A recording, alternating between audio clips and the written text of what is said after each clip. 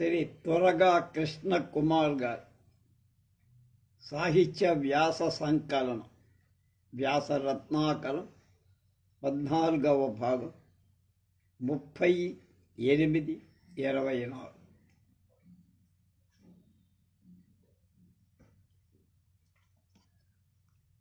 Doctor Madugula Anil Kumar గారి కవికుల తిలకుడు మహాకవి కాళిదాసులో ఉన్నాం మనం. అందులో శకున శాస్త్రం గురించి కొంచెం చెప్పుకున్నాం. అంటే ఆయన ఉపయోగించిన అలంకారాలన్నీ అయిపోయిన తర్వాత కాళిదాసుకు వివిధ శాఖలలో ఉన్న పరిచయం విజ్ఞానం ఏమిటో చెప్తున్నారు. శకున శాస్త్రాన్ని ఏ విధంగా తన కావ్యాల్లో వర్ణించారో ఇప్పుడు ఆయుర్వేద శాస్త్రం కాళిదాసుకి ఎలా తెలిసింది, ఎలా తన కావ్యాల్లో వాటిని కూడా ఉపయోగించి చెప్పారు అనేది చెప్తున్నారు.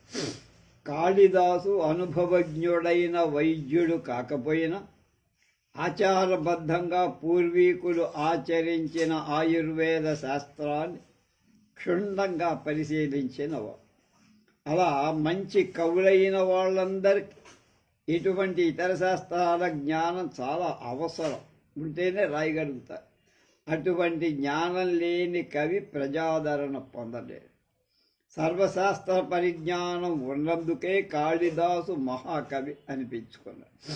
ఛేదోదంశస్య దాహో వా క్షతేర్వా రక్తమోచనం ఏతాని దస్తమాత్రాణమాచూష్మాదూష్య ప్రతిపత్తయః అని మాళవికాగ్నిమిత్రంలో 4వ సర్గ 4వ శ్లోకం. ఏమిటి దీనికి? పాము కాటుకు గురైన వాళ్లకు పాము కరిచిన తోట వాత పెట్టడం, గాయం చేసి రక్తాన్ని పీల్స్తారు కొంతమంది నోటితోనే, లాగేయటం సరైన చికిత్స. మాళవికాగ్నిమిత్రంలో పరివ్రాజిక ద్వారా ఈ మాటలు పలికించి కాళిదాసు తనకున్న ఆయుర్వేద విజ్ఞానాన్ని వ్యక్తం చేశారు. తస్యాస్తిక్తైర్వన గజమదైర్వాసితం వంతవృష్టి అమ్మవాష్టవృష్టి జంబూ కుంజ ప్రతిహతరయం తోయమాదాయ గచ్చేః అంతఃసారం ఘనత్వరయితుం నానిలః శక్ష్యతి త్వాం రిక్తః సర్వో భవతి లఘుః పూర్ణతా గౌరవాయ. మేఘ సందేశంలో 1వ సర్గలో 20వ శ్లోకం. ఓ మేఘమా, గొప్పగా వర్షిస్తూ అడవి ఏనుగులు మదంతో కాషాయ వాసనలు వెదజల్లే నేరేడు చెట్లతో నిలవరింపబడిన వేగంకల నర్మదా నదీ జలాన్ని బాగా తాగి వెళ్ళు. అప్పుడు నీలో నీళ్లు ఉండటంతో నువ్వు బరువుగా ఉన్నందువల్ల నిన్ను గాలి తొయ్యలే. నీ ఇష్టం ప్రకారం కలుగుతావు, గాలి కదల్చాల్సిన పనక్కలు. కనుక బలం లేని వాళ్ళు అందరూ చులకనగానే చూస్తారు. శక్తి కలిగిన వాళ్ళకి గౌరవం దక్కుతుంది, వాళ్ళ జోలికి ఎక్కువగా రాదు. ఈ శ్లోకంలో నర్మదా నదిలో జలకాలాడేటువంటి అడవి ఏనుగుల మదంతో సుగంధాన్ని వెదజల్లే ఆ నీళ్లు తిక్త కషాయ రూపంలో పద్యాలైన ఔషధ. అవి తాగితేనే జబ్బులన్నీ నయమైపోతాయి. అది ఔషధం కింద పనులు. నదీ జలాలు తాగటం వల్ల ఆరోగ్యం శుభ్రంగా ఉంటుంది అని, లఘుతిక్త కషాయ జలపానం వల్ల ఆరోగ్యం బాగా ఉంటుంది అని చెప్పాడు. అందుకని ఆయుర్వేద శాస్త్రం కొంత తెలిసి ఉంటుంది. కాళిదాసులో కావ్యాలలో ఆడవాళ్ళని ఎలా వర్ణించాడు? స్త్రీ వర్ణన. మహాకవి కాళిదాస తన కావ్యాల్లో ఎక్కడా స్త్రీని ఒక ఆట వస్తువుగాను కేవలం ఇంటి పని చేసే దాసిగాను ఎక్కడ చూపించాల. ఆయన దృష్టిలో స్త్రీ అంటే మహోన్నతమైన స్థానంలో కనిపించే ఒక దేవతల ఉండే. కాళిదాసు కావ్యాలలో స్త్రీ తల్లిగా, బిడ్డగా, పూజనీయురాలైన దేవతగా అనేక పాత్రలలో మనకు కనిపిస్తుంది. ఎలాగో చెప్తారు.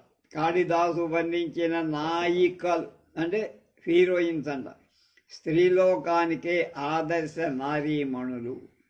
తన సౌందర్యంతో ఈశ్వరుణ్ణి ఆకర్షింపలేని పార్వతి తన బాహ్య సౌందర్యాన్ని నిందించుకొని ఈశ్వరుణ్ణి పొందటానికి తపస్సు ఒక్కటే సాధనమని తలచి తీవ్రమైన తపస్సు చేసి శివుడిని వివాహం చేశారు. పార్వతి ద్వారా స్త్రీలకు బాహ్య సౌందర్యం కంటే సహనం, సౌశీల్యం మొదలైన గుణాలు అవసరమని, అవి అంత సౌందర్యానికి కారణమని ఈ నాయిక ద్వారా ఆయన లోకానికి చాటి చెప్పారు.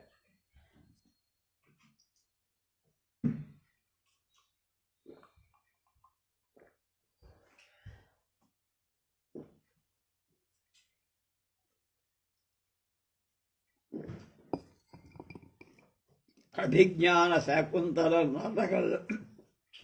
శకుంతల అత్తారింటికి సాగనంపేటప్పుడు కణ్వుడు తన కూతురు శకుంతలకు చేసిన ఉపదేశం మొత్తం స్త్రీ జాతికే గొప్ప సందేశం అంటున్నారు మాడుగుల. శుశ్రూషస్వ గురువున్ స్త్రీ ప్రియసఖీ వృత్తిం సపత్నీ జనీ భర్తుర్విప్రకృతాపి రోషణతయామాత్మ ప్రదీపం గమః భూయిష్టం భవదక్షిణా పరిజనే భాగ్యేష్వనుచ్ఛేకిని యాంచేవం గృహిణీ పదం యువతయో వామాః కులస్యాధయః అని అభిజ్ఞాన శాకుంతలంలో 4లో 13వ శ్లోకం. శకుంతల అత్తవారింటికి వెళ్ళిన తర్వాత అక్కడ అత్తమామలను అలాగే అక్కడ ఉండేటువంటి పెద్దలందరికీ సేవలు చేయి. నీ సౌతుల మీద స్నేహభావంతో మనసులకు అసూయ పనికిరాదక్కడ. ఎప్పుడైనా నీ భర్త నీ మీద కోపం చేస్తే నువ్వు మళ్ళా కోపం చూపించద్దు. సేవకుల మీద దయా దాక్షిణ్యాలతో మసలు. నీ సంపదలు చూసుకొని గర్వపడకు. లోకంలో ఈ విధంగా నడుచుకున్న స్త్రీలే ఉత్తమ స్త్రీలు, గుణవంతులైన వాడు అనిపించుకుండా. అలా మసలుకోని స్త్రీలు వంశానికే మాయని మచ్చగా ఉంటారు అని కణ్వ మహర్షి అత్తవారింటికి పోతున్న శకుంతలకు ఉపదేశం చేస్తారు. కాళిదాసు చేతిలో శకుంతల ఒక ఉదాత్త వ్యక్తిత్వాన్ని ధరించి సీత సరసన స్థానాన్ని సంపాది. వాల్మీకి రామాయణం తర్వాత మిగతా వాడు చాలా రాశారు, కానీ అందులో స్త్రీ పాత్ర సరైన పోషణ ఎవరు చేయలే ఏ కవి. మళ్ళా ఆ గొప్ప స్థాయిని తెచ్చినవాడు కాళిదాసు. కార్యేషు దాసీ కరణేషు మంత్రి రూపే చ లక్ష్మీ క్షమయా ధరిత్రి భోజ్యేషు మాతా శయనేషు రంభా షట్కర్మయుక్త కుల ధర్మపత్రి అని పెద్దలు చెప్పినటువంటి విధంగా లోకలో లాగా కులధర్మ పత్నికి ఉండాల్సినటువంటి లక్షణాలన్నీ కాళిదాస్ తన కావ్య నాయికలో చూపించి. కార్యేషు దాసి అంటే తెలుసు అందరికీ కొత్తగా. ఇంటిలో పనిచేసేటప్పుడు దాసిలాగా ఉండాలి, ఆలోచన చెప్పేటప్పుడు మంత్రిగా ఉండాలి, ఆనందం ఇచ్చేటప్పుడు సౌందర్యంలో లక్ష్మిలాగా ఉండాలి, ఓర్పులో భూదేవి ధరిత్రి భూదేవి, భోజనం పెట్టేటప్పుడు తల్లిలాగా ఉండాలి, శయనేషు రంభ. ఇలా శృంగార రసైక నాయికగా కాళిదాసు నాయిక లేదు. మోతాదుకు మించి అసభ్య వర్ణనలు కాళిదాసు కావ్యాల్లో ఎక్కడా కనిపించు. ఈ 6 ధర్మాలు చాలా వరకు కాళిదాసు కావ్యాలలో ఎక్కడ ఏ నాయిక ఉన్నా అలా అది అలాగే ఉంటుంది. ఏం వాదిని దేవర్షౌ పార్శ్వే పితురధోముఖి లీలా కమలపత్రాన్ని గణయా మాస పార్వతి. కుమార సంభవంలో 6లో 80 దేవర్షి నారదుడు హిమవంతుడి దగ్గరకి వచ్చి పరమేశ్వరుడి గుణగణాలు వర్ణించి ఆ పరమేశ్వరుడితో పార్వతికి పెండ్లి కాగలదు అని చెప్పినప్పుడు పార్వతీదేవి తండ్రి పక్కన కూర్చొని కమలం రేకులు లెక్క పెడుతూ ఉందట. కమల అనుకున్న రేకులు అనే శ్లోకంలో పార్వతి ప్రదర్శించిన సిగ్గు, ఇంద్రియ నిగ్రహం, పెద్దల పట్ల గౌరవం మొదలైన మంచి గుణాలన్నీ సంక్షిప్తంగా వ్యక్తరించారు. కాళిదాసు తన కావ్యాలలో చాలా వరకు పెళ్లి కావాల్సిన కన్యలను ఇదే రకంగా వినయ విధేయతలు కలిగిన సుగుణాల రాశిగా వర్ణించారు. శైల సంపూర్ణ కామోపి మేనా ముఖముదైక్షత ప్రాయేణ గృహిణీ నేత్రా కన్యార్థేషు కుటుంబిన. కుమార సంభవం పర్వతాల్లో 6లో 80. పర్వతరాజు హిమవంతుడు పార్వతిని శివుడికి పెళ్లి చేయటానికి పూర్తిగా ఇష్టమైన మేనాదేవి అంగీకారం కూడా తెలుసుకోవటానికి ఆమె ముఖం వైపు ఒకసారి చూశారు. సాధారణంగా కుమార్తెలకు సంబంధించిన విషయాలు గృహస్థులు వాళ్ళ భార్య మాట ఎక్కువగా పాటిస్తూ ఉంటారు. ఇక్కడ గృహిణి పట్ల గృహస్థుడు చూపించాల్సిన బాధ్యతాయుతమైన పాత్ర, స్త్రీల పట్ల తనకున్న వ్యక్తిగత అభిప్రాయాన్ని చాలా సుకుమారంగా కాళిదాసు ఇక్కడ చూపించాడు.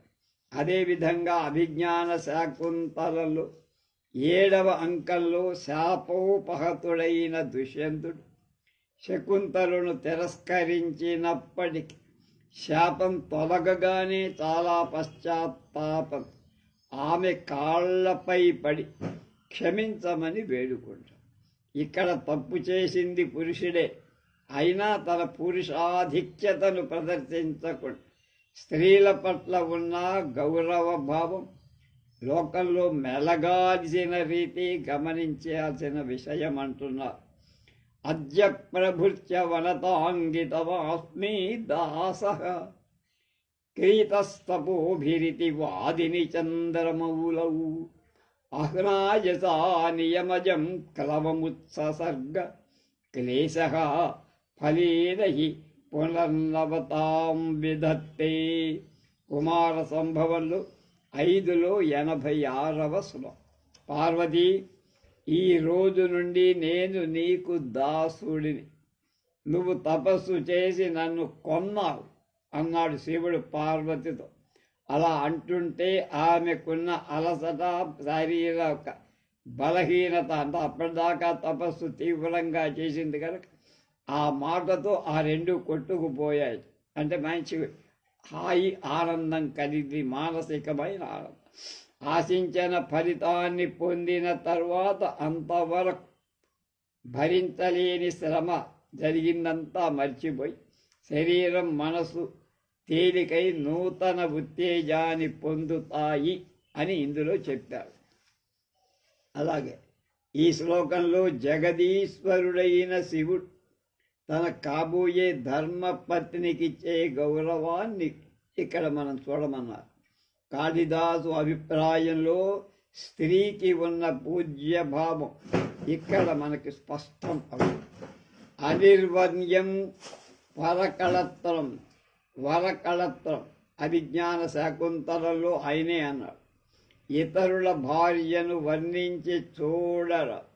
అనిర్వర్ణ్యం పరకళత్రం, ఇతరుల భార్యను వర్ణించకూడదు అనేది లోకరీతి సహజం. అది కనుక మహాకవి కాళిదాసు తన కావ్యాలలో స్త్రీ సౌందర్యవంతంగా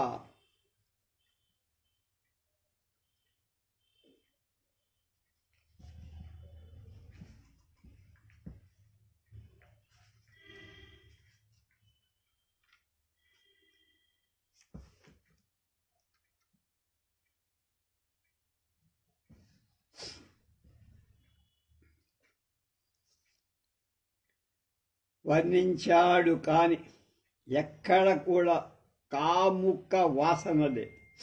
అభిజ్ఞాన శాకుంతలంలో కణ్వ మహర్షి శిష్యులు గౌతమి శకుంతలను వెంట తీసుకుపోయి దుష్యంతుడి ముందు నిలిపి ఆమెతో దుష్యంతుడికి ఉన్న సంబంధాన్ని చెప్తారు. అయితే దుర్వాసుని శాపం వల్ల దుష్యంతుడికి శకుంతల గుర్తుకు రాదు.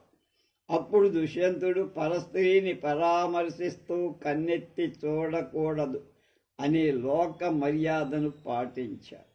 తన మనస్సులో అనుకుంటూ మహాకవి కాళిదాసు అసలైన వ్యక్తిత్వం ఇలా దుష్యంతుడి మాటలలో వ్యక్తమవు. ఈ విధంగా పరిశీలించి చూస్తే మహాకవి కాళిదాసు కావ్యాలు మహాసముద్ర, పరిశోధకులకు అందని అనంతమైనవి. ప్రతి కావ్యం రసవత్తర పాత్ర చిత్రణతో నవరసభరిత కథలతో అలరారుతూ పామరుల నుండి పండిత అగ్రేసరుల వరకు ప్రతి ఒక్కరి మంత్రముగ్ధులన్నీ చేస్తుంది. ఇది డాక్టర్ మాడుగుల అనిల్ కుమార్ గారి కవికుల తిలకుడు మహాకవి కాళిదాసు అనేటువంటి ఈ వ్యాసం పూర్తి చేశారు. ఈ మాటలతో 70 పేజీల వ్యాసం, చాలా సుదీర్ఘమైన వ్యాసం. ఎన్నో విషయాలు తడిమారాయన. మనం చాలా గొప్పగా ఎన్నో విషయాలు మనం తెలుసుకున్నాం. అంటే అందులో ఉండే జ్ఞానం ఏమిటో మనకు అంత. ఇక డాక్టర్ టేకుమళ్ళ వెంకటప్పయ్య గారి కాళిదాసు శైవ ఉపాసన అనేటువంటి విషయం మీద ఆయన రాశారు. చెప్తారు. అరబిందో మహాకవి కాళిదాసు గురించి వ్రాసిన వ్యాసంలో భారత జాతి అనుకున్నదంతా కోల్పోయిన వాల్మీకి రచించిన రామాయణం, వ్యాసభారతం, కాళిదాస గ్రంథాలు మిగిలితే చాలు అన్నట్ట. ఈ వాక్యం మన ఆలోచన విధానాలకి, విశ్లేషణలకి, మనం నిర్మించుకున్న సంస్కృతికి, మన నైతిక, మానసిక, తాత్విక రససిద్ధులకి, వాటి పరిణామ క్రమానికి, మనం జీవితాన్ని వైభవోపేతం చేసుకున్న పద్ధతులకి, సాధనలకి, ప్రతీకలకు అన్నది ఈ అరవిందో పరిశోధించిన దానిలో మనకు అందించిన సత్యం అంటున్నారు టేకుమల్. కొన్ని వేల ఏళ్ల క్రితం భారతదేశంలో ప్రజలు రకరకాల జీవన విధానాల మీద ప్రయోగాలు చేశారు. వాటిలో ముఖ్యంగా చెప్పవలసినవి 3 రకాల ప్రయోగాలు. మొదటిది నైతిక జీవనం, రెండవది తార్కిక జీవనం, మూడవది రసమయ జీవనాన్ని ఆధారంగా చేసుకుని. నైతిక జీవనాన్ని వాల్మీకి మహర్షి, తార్కిక జీవనాన్ని వ్యాసముడు వివరిస్తూ ప్రతిబింబిస్తూ శ్రీమద్ రామాయణ మహాభారతాలు అందించి, ఇక కొన్ని వేల సంవత్సరాల తరువాత ప్రజా జీవితంలో ఎన్నో మార్పులు చోటు చేసుకొని ప్రజల్లో జీవితాన్ని పండగల చేసుకోవాలని ఆరాటం మొదలైంది.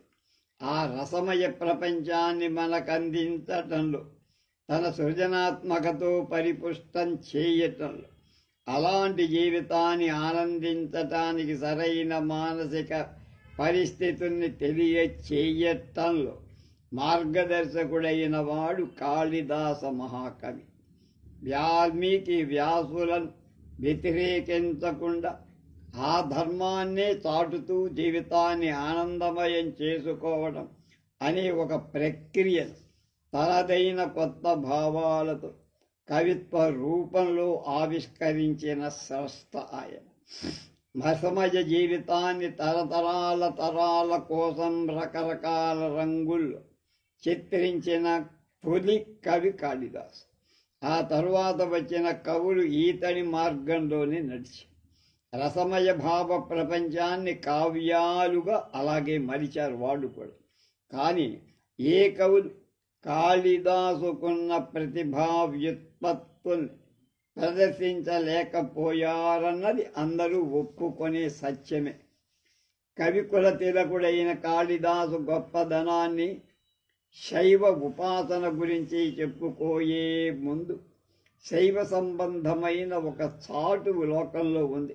దాని గురించి చెప్తానంటున్నా. కొందరు జాలరులు సముద్రంలో చేపలు పడుతుంటే వాళ్లకు ఒక శిలాఫలకం దొరికింది. దాని మీద ఏవో అక్షరాలు కనిపించి ఇదేదో శ్లోకంలాగా ఉందే, భోజరాజు గారికి ఇస్తే మంచి బహుమానం ఇస్తారు కదా భోజరాజు కాలం అని రాజుకు తెచ్చి ఇచ్చారు. భోజరాజు వాళ్ళకి మంచి బహుమానం ఇచ్చి పంపించాక ఆయన దాని పండితులకు ఇచ్చి చూడమని చెప్పారు. అందులో ఏదో రాసుందయ్యా, మీరేమైనా అర్థం చెప్పండి అని. దాన్ని వాళ్ళంతా పరిశీలించి ఒక పాదం మాత్రం అర్థమైంది మహారాజా. అయి ఖలు విషమః పురకృతానాం భవతి జంతుషు కర్మణాం విపాకః అని ఒక లైనే నాకు కనపడుతోంది బాగా అని దానికి అర్థం చెప్పారు. అయ్యయ్యో, పూర్వకర్మల ఫలితం ప్రాణులకు చాలా విషమంగా ఉంటుంది, ఇబ్బంది పెడుతుంది అని ఆ శ్లోకంలో చివరి లైన్ అర్థం అండి. ఇంకో పాదం పూర్తి చేయమని భోజరాజు భవభూతిని ఆజ్ఞాపించారు.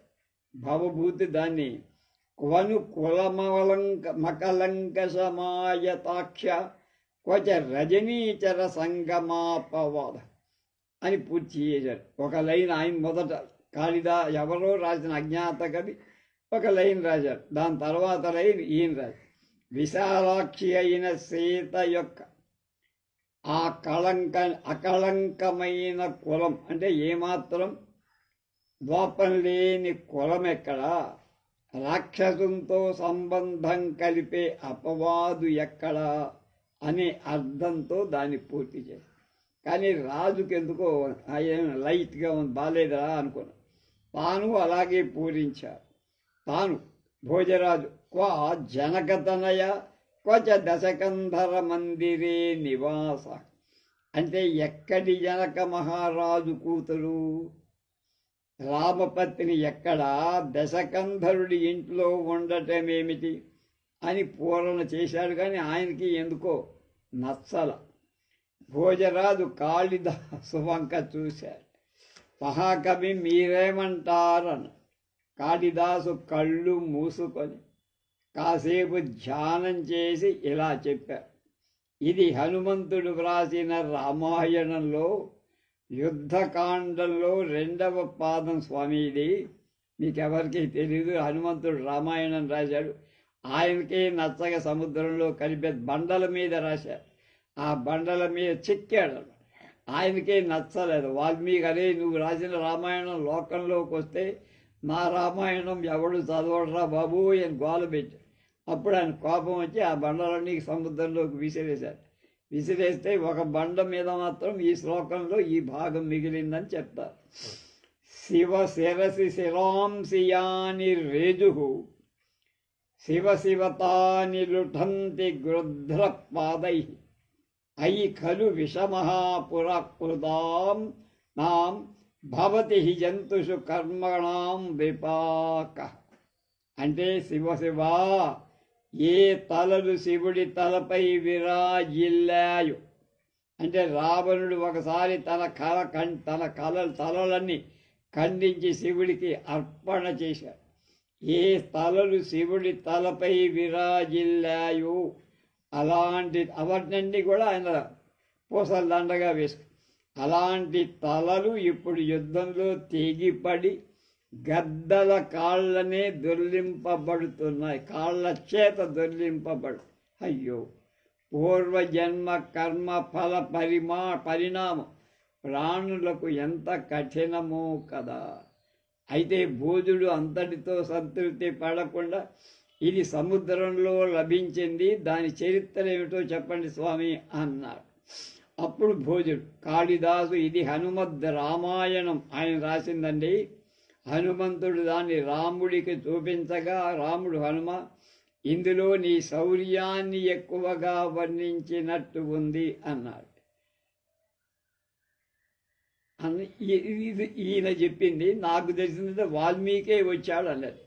అది ఆయనకు రాముడికే నచ్చకపోతే నేను రాసింది నా కావ్యం ఎందుకని సముద్రంలోకి విసిరాని పూర్వం బండల మీద రాయటమే శాసనంలాగా చెక్కడం అన్నమాట. అందులో ఒక శిలాఫలకమే ఇది అన్నాడు కాళిదాసు. అందుకు రాజు నీ పూరణ యుక్తిగానే ఉంది, కానీ ఇదే కవి హృదయమని ఎలా నిరూపిస్తావు, నిర్ధారణ చేస్తావు అని. అప్పుడు కాళిదాసు హనుమంతుడిని ధ్యానించాడు. హనుమంతుడు ప్రత్యక్షమై కాళిదాసు పూరించింది సరైందే, నా భావం కూడా అదే అని చెప్పాడు. అక్కడ హనుమంతుడు భూజుడి ఉద్యానవనంలో నైరుతి దిశలో చెట్టు యొక్క ఆకు పసరు తెచ్చి ఆ శిలాఫలకం పైన పూయమన్నాడు. అప్పుడు ఆ శ్లోకం స్పష్టంగా కనిపించింది. అది కాళిదాసు పూర్తి చేసిన శ్లోకంలాగానే ఉంది. అప్పుడు భోజరాజ్ సభాసదులు కాళిదాసు ప్రతిభను మెచ్చుకున్నారు. అందుకే ఆయన కీర్తి దశ దిశ వ్యాప్తమై పాశ్చాత్య దేశస్థులను కూడా ఆదర్శప్రాయం. కవికుల గురువు భారత జాతీయ కవి కాళిదాసు. పూర్వం కవులంతా ఒక చోట చేరి మరి కవులలో ఉత్తమోత్తముడైన కవి ఎవరు అని లెక్క చేయటం ప్రారంభిస్తే ప్రథమంగా చిటికెన వేలు మీద కాళిదాసు దక్కించారు. అతనితో సరమానమైన మహాకవి లేకపోవడం ఉంగరం వేలు దగ్గరికి వెళ్తే మళ్ళా కాళిదాసే కనబడ్డాడు కనుక దానికి పేరు పెట్టడం చేతక రెండవ కవి పేరు చెప్పడం లేకపోవడం, అది పేరు లేనిది. ఇది ఈ ఉంగరం పెట్టుకునే వేలుని అనామిక అంటారు. పురా కవీనాంగణనా ప్రసంగే అనామిక సాధవతి బభూవ. ఇదివరకు వచ్చిందే మళ్ళీ మనది. రఘువంశ కుమార సంభవ అనే మహాకావ్యాలు, మేఘ సందేశం, ఋతు సంహారం వంటి ఖండకావ్యాలు, మాళవికాగ్నిమిత్తరం, విక్రమ పూర్వశీయం, అవిజ్ఞాన శాకుంతల నాటకాలు రచించిన కాళిదాసు కావ్య నాటకాలు ఇవాల్టికి నిత్య నూతనంగా అంటే కొత్తవిగానే అనడంలో ఎటువంటి సందేహం లేదన్నారు తేకుమాళ. వీటికి వ్యాఖ్యానాలు రచించిన కోలాచలం మల్లినాథసురి వ్యాఖ్యాన చక్రవర్తి కాళిదాసు కవిత్వాన్ని, అతని ఉక్తుల సారాంశాన్ని కేవలం కాళిదాసు, బ్రహ్మ, సరస్వతీదేవి మహత్తరమే ఆ ముగ్గురికే అర్థమవుతుంది. నేనెక్కడ అర్థం చేసి చెప్పనయ్యా అని వాళ్ళ అనుగ్రహం నాకుంటే నేనైనా ప్రయత్నం చేస్తానని అన్నిటి మీద గొప్ప వ్యాఖ్యానం రాసిన మల్లినాథ సూరి గారు. వ్యాఖ్యాన చక్రవర్తి మల్లినాథ సూరి అని నేను ఒక పుస్తకం సరసభారత తరఫున రాసి నెట్లో రాసా. ఆ పుస్తకం ప్రచురణ కూడా మేము చేశాం. దానికి మహామహుల చేత దానికి ముందు మాట కూడా రాయించి. పరమశివ భక్తుడైన కాళిదాసు ముఖ్యంగా 3 నాటకాలలో అష్టమూర్తి అయిన శివస్వరూపాన్ని కీర్తించి, ఈశ్వరుడు అష్టైశ్వర్య సంపన్నుడు, కోరిన ఐశ్వర్యాన్ని ఇవ్వకలవ, అర్ధనారీశ్వర స్వరూపుడైన ఆది యోగి. అలాంటి శివస్వరూపాన్ని ఎవ్వరు తెలుసుకోగలరు? ఏమాత్రం కూడా అహంకారం లేనటువంటి శివుడి మనం మోక్ష ప్రాప్తి కోసం ప్రార్థించాలి అన్న భావంతో మాళవికాగ్నిమిత్రపు నాటకం నాంది శ్లోకంలోనే కాళిదాసు ఇలా చెప్పారు. ఏకైశ్వర్యే స్థితోపి ప్రణత బహుఫలే స్వయం కృత్తివాసుడు అంటే శివుడే. కాంతాసన్ విశ్రదేహోప్య విషయమనసాం యః పరస్తాజ్యతీనాం అష్టాభిర్యస్య కృత్స్నం జగదపి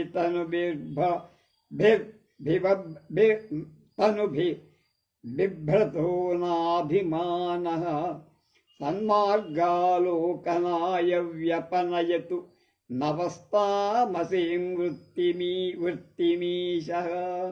ఒకటిలో ఒకటి మాళవికాగ్నిమిత్తం మొదటి సర్గలో మొదటి శ్లోకం ప్రారంభ మళ్ళా.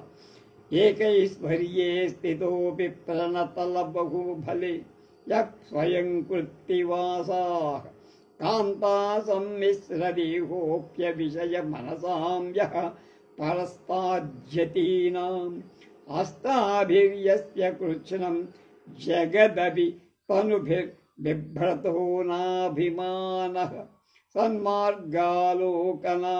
వ్యపనయ యతు నవ స్థామసి మృత్యుం ఈశః.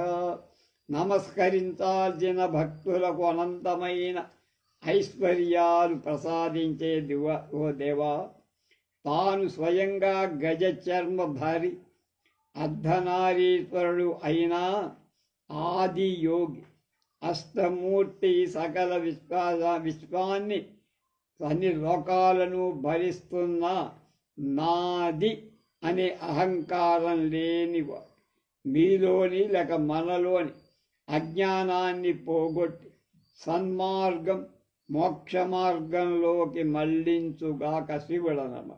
బూడిద పూసుకొని జంతు చర్మం చుట్టుకొని శ్మశానాల్లో ఉన్నవాడు మన పూజలు అందుకొని మన కోరికలన్నింటినీ ఎలా నెరవేరుస్తాడు అనే అనుమానం రావచ్చు. కానీ ఒకటి కాదు, అణిమ, మహిమ, లగిమ, గరిమ, ప్రాప్తి, ప్రాకామ్యం, ఈశత్వం, వశిత్వం అని అష్ట ఐశ్వర్యాలు ఆయన అధీనంలోనే ఉన్నాయి. అయినా తన కోసమే ఉంచుకోవాలి అని స్వార్థం ఆయన దగ్గర లేదు. అందుకని ఆయన గొప్ప.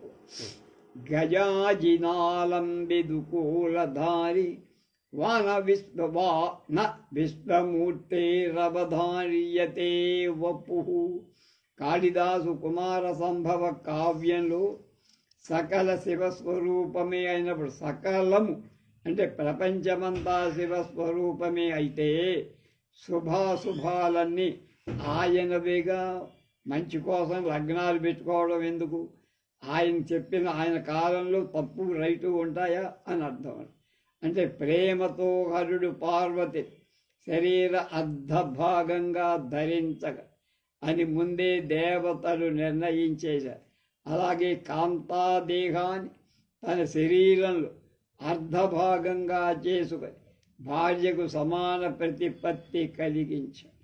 అలాగే విషయ వాంఛలను త్యజించిన ఎత్తులతో అగ్రశ్రేణిగా ఉంటూ నవరంధ్రాలను కట్టేసి మనసును స్వాధీనపరచుకొని తనను తనలోనే సాక్షాత్కరింపచేసుకున్నవాడని తత్వవేత్తలు తమ దేహాలలో ఎవరిని వెతుకుతారో ఆయనే శివుడని, ఎవరి స్థానం జన్మరహితమైందో అదే కైలాసమని, 8 విధాలైన ప్రత్యక్ష రూపాలలో భూమి, అగ్ని, గాలి, నీరు, ఆకాశం, సూర్య, చంద్రుడు యజమాని అంటే శరీరధారి.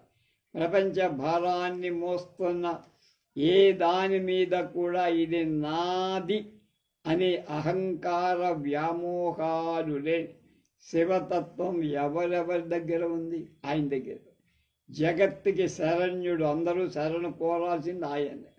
మహామహదేవుడు, స్వప్రకాశకుడు. ఆయనకి ప్రకాశం ఎవరో ఇవ్వకల, ఆయనే స్వయం తేజస్సు కలవ, సకల లోకాలని పాలించాడు. అయిన ఆ పరమేశ్వరుని సేవించి మనలోని అజ్ఞానాన్ని తొలగించుకొని జన్మాంతరంలో శివ సాయుధ్యం పొందుదాం. రఘువంశ కావ్య ఆరంభంలో వగర్ధావివ సంపృక్తౌ వగర్ధ ప్రతిపత్తయే జగత పితరో వందే పార్వతీ పరమేశ్వర. సాగర సంగమమా,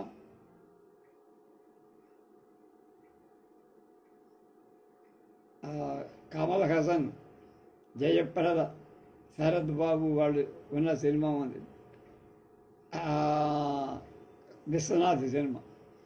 ఆ సినిమాలో ఒక డ్యాన్స్ చేస్తూ పార్వతీ పరమేశ్వరవు అని, పార్వతీ రమేశ్వరవు అని దాన్ని వెళ్ళగొడతారు.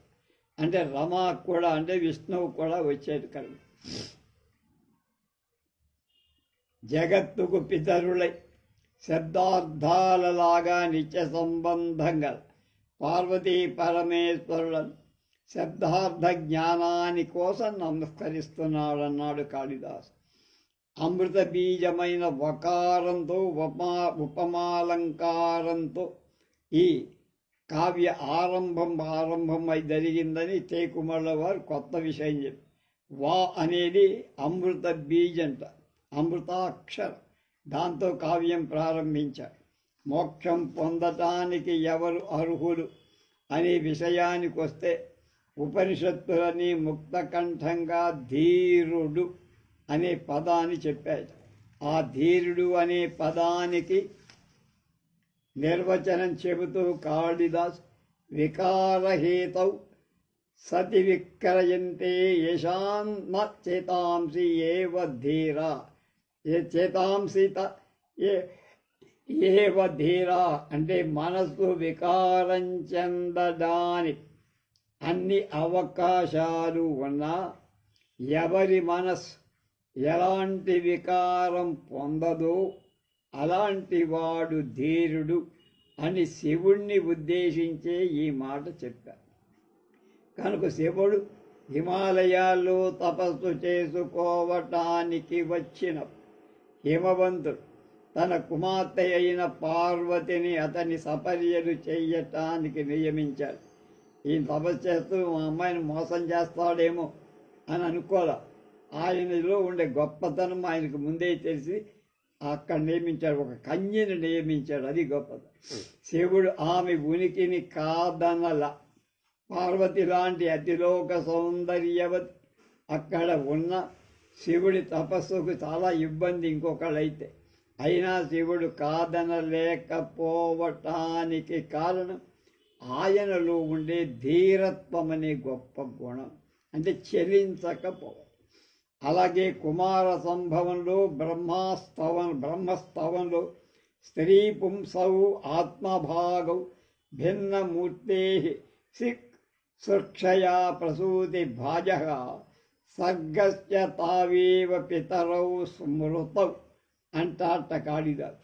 అంటే మైథున సృష్టికి రెండుగా చేయబడిన రెండు పాయలే ఈ స్త్రీ పురుషులు అనేవాడు.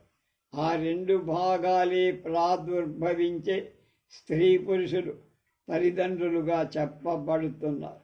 ప్రకృతి పురుషులు నిర్గుణ బ్రహ్మ యొక్క బింబమైన మాయ ఉపాధికుడైన ఈశ్వరుని గ్రహించే ప్రేమ లోక కళ్యాణాధిష్టమైనటువంటి సృష్టికి నైజమైనటువంటిది. అలాగే జగద్యోని రయోనిస్త్వం జగదంతో నిరంతక జగదాదిరణాదిస్త్వం జగదీశో నిరీశ్వర అంటే జగాలకు నువ్వే కారకుడు, నాశకుడవు కూడా జగానికి. మొదటివాడు జగంలో మొట్టమొదటి జీవి నువ్వే. నీకంటే ఇలాంటి కారకులు ఇంకెవరున్నారయ్యా అంట. యతో వా ఇమాని భూతాని జాయంతే ఏన జాతాని జీవంతి అంటూ వేదాన్ని ప్రమాణీకరించారు.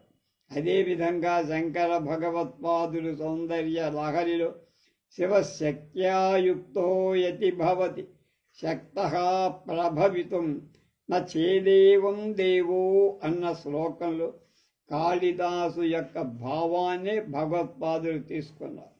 అలాగే ఈ శ్లోక సారాంశం ప్రకృతి కర్త్రీ పురుష పుష్కర పలాశవత్ నిర్లిప్త అనే సాంఖ్యశాస్త్ర సిద్ధాంతాన్ని సమన్వయం చేస్తుంది. కాళిదాసు పరమశైవుడు కాబట్టి ఆయన తన నాటకాలు మూడింటిలో ఆరంభంలో శివుణ్ణే స్తుతించాడని కొత్త అర్థం లాక్కొచ్చారు.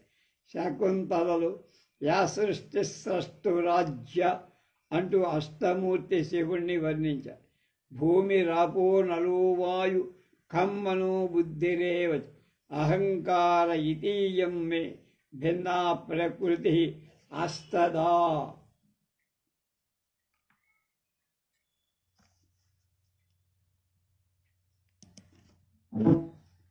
అష్టధ అంటే భూమి, జలము, అగ్ని, వాయువు, ఆకాశం, మనసు, బుద్ధి, అహంకారమని 8 అద్వైతం 8 రూపాలు ప్రకృతి ఉందని, స్వయంభూ బ్రహ్మ విష్ణు శివ అనే మూర్తులు అద్వైత భావాన్ని వ్యక్తం చేస్తున్నాయి.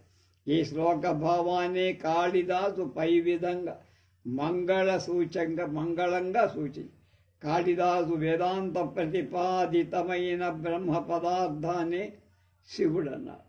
బ్రహ్మకు శివుడనే పేరు వేదాల్లో ఉందట. నమస్సంభవే చమయో భవాయ చ నమశంకరాయ చమయో భవాయ నమ శివాయ చ శివతరాయ చ అని మనం మహన్యాసంలో చెప్పుకోండి.